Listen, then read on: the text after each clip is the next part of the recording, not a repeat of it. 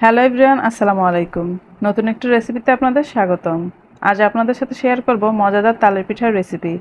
আজকের এই পিঠার রেসিপিটা স্টেপ বাই স্টেপ খুব সহজভাবে আপনাদের সাথে শেয়ার করার চেষ্টা করেছি। আশা করছি ভালো লাগবে। আর যদি ভালো লেগে থাকে আমার চ্যানেলটি পাশে থাকার অনুরোধ রইল। তবে চলুন শুরু করা যাক মজাদার এই পিঠার রেসিপিটি। আজকে পিঠা বানানোর জন্য এখানে আমি নিয়েছি একটি তাল। এখন তালটা খোসা ছাড়িয়ে নেব। সবটুকু খোসা ছাড়ানো হয়ে গেলে তালটাকে 3 ভাগে ভাগ করে নেব।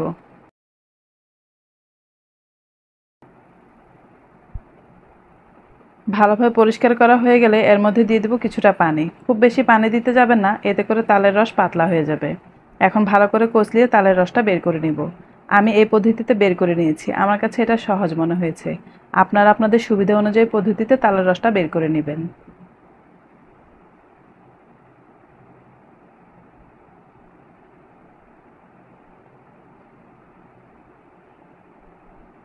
আমার তালের রসটা নেওয়া হয়ে গেছে। এখানে প্রায় 1.5 কাপের মতো তালের রস পেয়েছি।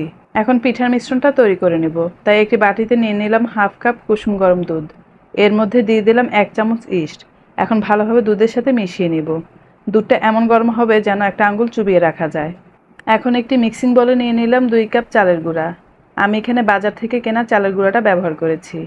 তারপর দিয়ে দিলাম 1/2 কাপ ময়দা। দিয়ে দিলাম তালের রস। আমি তালের রসটা একটু জাল করে ঠান্ডা করে নিয়েছি। দিয়ে দিলাম 1 কাপ চিনি। চিনি আপনাদের স্বাদ অনুযায়ী ব্যবহার করতে পারেন। দিয়ে দিলাম 1/2 কাপ কোরা নারকেল। দিয়ে দিলাম স্বাদ মতো লবণ। এখন দিয়ে দিলাম 2 টেবিল চামচ গুঁড়ো দুধ। সবশেষে দিয়ে দিব দুধের মিশ্রণটা। ভালোভাবে এখন সব কিছু মিশিয়ে নিব। একটু সময় নিয়ে ঘুরিয়ে ঘুরিয়ে মিশ্রণটা মিশিয়ে নিতে হবে। এতে করে পিঠার টেক্সচারটা ভালো আসবে।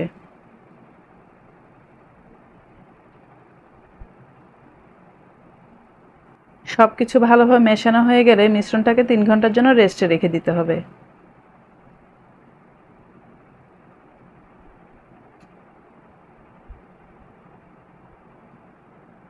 আমি একটু ঢাকনা দিয়ে মিশ্রণটাকে 3 ঘন্টার জন্য রেস্টে রেখে দেব। 3 ঘন্টা পর ঢাকনা উঠিয়ে একটি স্প্যাচুলা দিয়ে ভালোভাবে নেড়েচেড়ে নিতে হবে। 3 ঘন্টার মধ্যে মিশ্রণটা অনেকটা ফুলে উঠেছে। এখন একটি স্প্যাচুলা দিয়ে ভিতরে বাতাসটা বের করে নেব। এভাবে অনবরত নেড়েচেড়ে ভিতরে বাতাসটা বের করে নিতে হবে। মিশ্রণটা ভালোভাবে মেশানো হয়ে গেলে এবার পিঠা তৈরির পালা। আজকের পিঠাগুলো আমি কাপ দিয়ে তৈরি করব, তাই এখানে 4টা কাপ নিয়ে নিয়েছি। এখন একটি ব্রাশ দিয়ে তেল ব্রাশ করে নেব।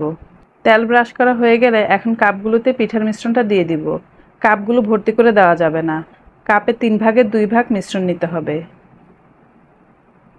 সবগুলো কাপে আমার পিঠার মিশ্রণ দেওয়া হয়ে গেছে। এখন কাপগুলোতে একটু কোরা নারকেল আর কিশমিশ দিয়ে দিব।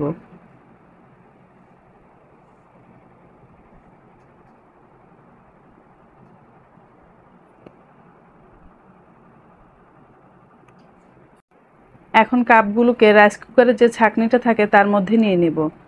তারপর ভাপে বসিয়ে দিব। এভাবে আমি 15 থেকে 20 মিনিট রাইস কুকারের মধ্যে রেখে পিঠাগুলোকে ভাপিয়ে নিব। 20 মিনিটের মধ্যে পিঠাগুলো খুব সুন্দর ফুলে উঠেছে। এখন একটি কাঠি দিয়ে ভালোভাবে চেক করে নেব। কাঠিটা যদি ফ্রেশ বের হয় বুঝে নিতে হবে পিঠাটা ভালোভাবে সেদ্ধ হয়ে গেছে। এখন আমি এটা নামিয়ে নিব।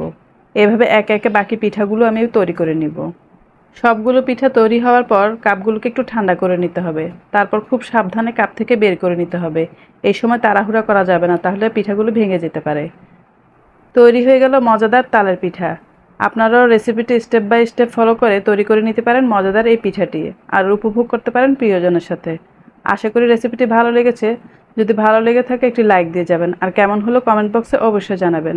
নেক্সট ভিডিও দেখার আমন্ত্রণ জানিয়ে আজকের ভিডিওটি এখানে শেষ করছি। সবাই ভালো থাকবেন, সুস্থ থাকবেন। আল্লাহ হাফেজ।